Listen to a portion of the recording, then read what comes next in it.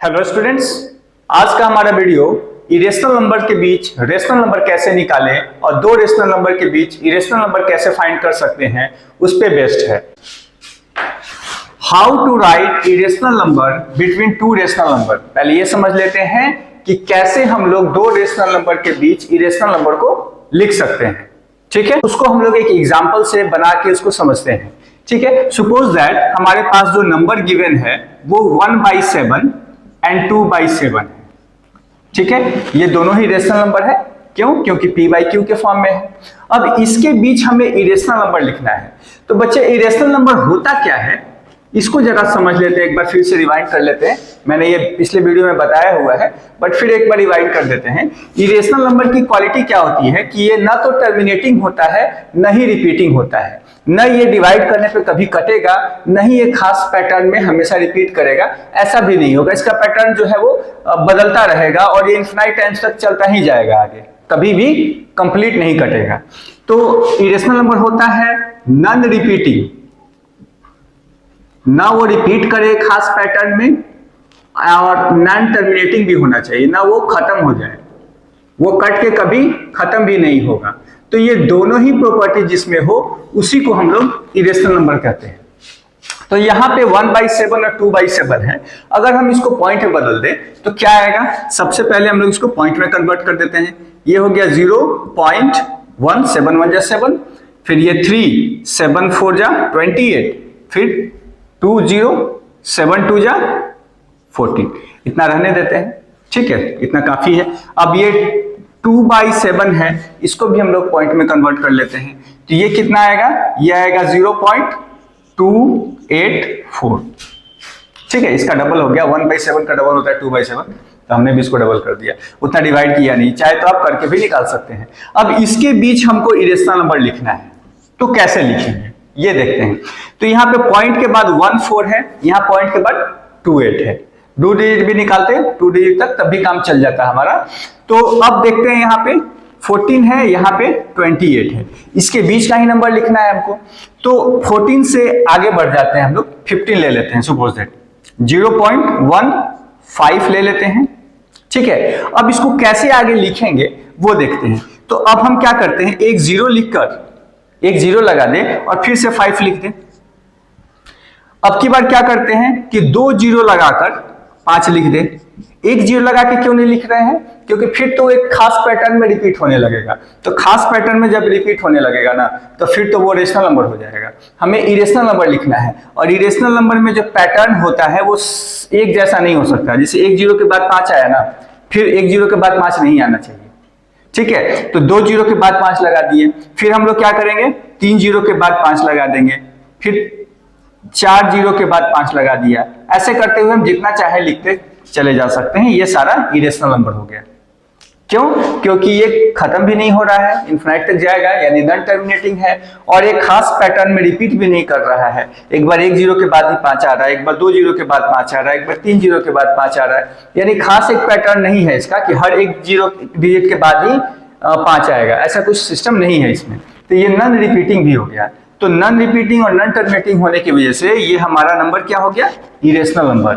ये एक irrational number है। ठीक है, ये तो एक नंबर हमने लिख दिया। अब हमें मान लीजिए दूसरा नंबर भी लिखना है।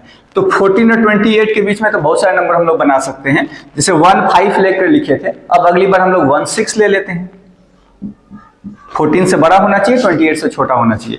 और उसके बाद फिर से वही काम, 1 0 के बाद 6, फिर 2 0 के बाद 6, फिर 3 0 के बाद 6, फिर 4 0 के बाद 6। ऐसे करते हुए हम लोग इसको भी लिख सकते हैं। ये भी एक इरेशनल नंबर हो गया।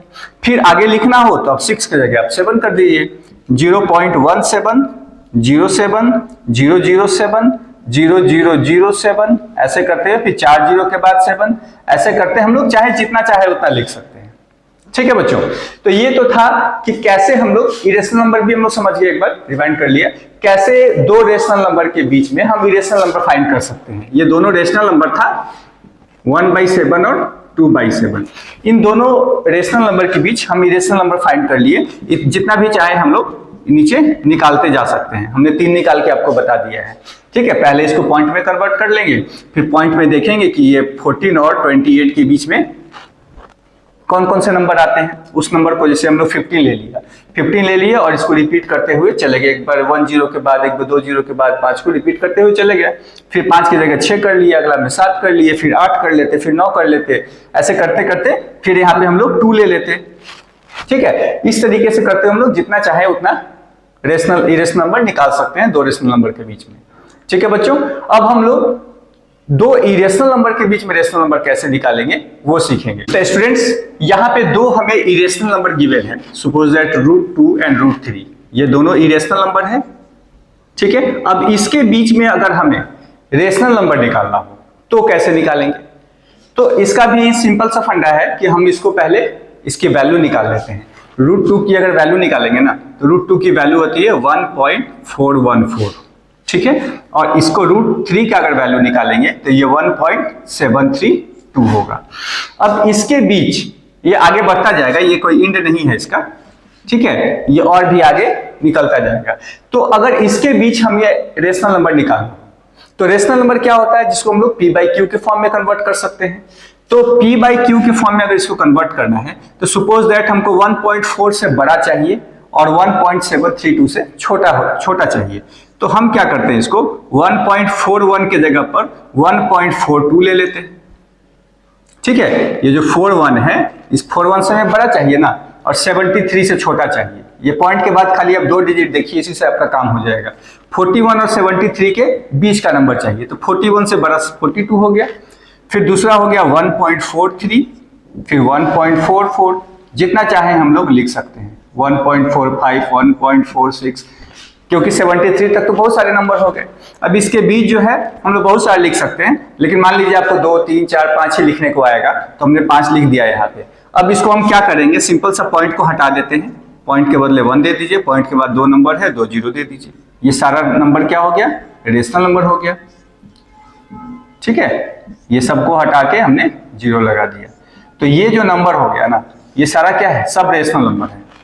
किसके बीच, दो इरेशनल नंबर के बीच। ये दो इरेशनल नंबर है, इन दोनों इरेशनल नंबर के बीच ये सब जितने भी नंबर निकले सब क्या हो गया, रेशनल नंबर हो गया। क्यों रेशनल नंबर हो गया, क्योंकि ये p/q के फॉर्म में है, तो ये सब के सब रेशनल नंबर हो गए। ठीक है, ऐसे जितना चाहे हम लोग निकाल सकते हैं। ठीक है बच्चों, तो आई होप आपको दो रेशनल नंबर के बीच इरेशनल नंबर कैसे निकालें और दो इरेशनल नंबर के बीच रेशनल नंबर कैसे निकालें, ये क्लियरली आपको समझ में आ गया होगा। ठीक है बच्चों, अगर ये वीडियो आपको अच्छी लगा हो, इंपॉर्टेंट लगा हो, इंफॉर्मेटिव लगा हो, तो सब्सक्राइब करना न भूलें, अपने दोस्तों को भी शेयर करें। धन्यवाद।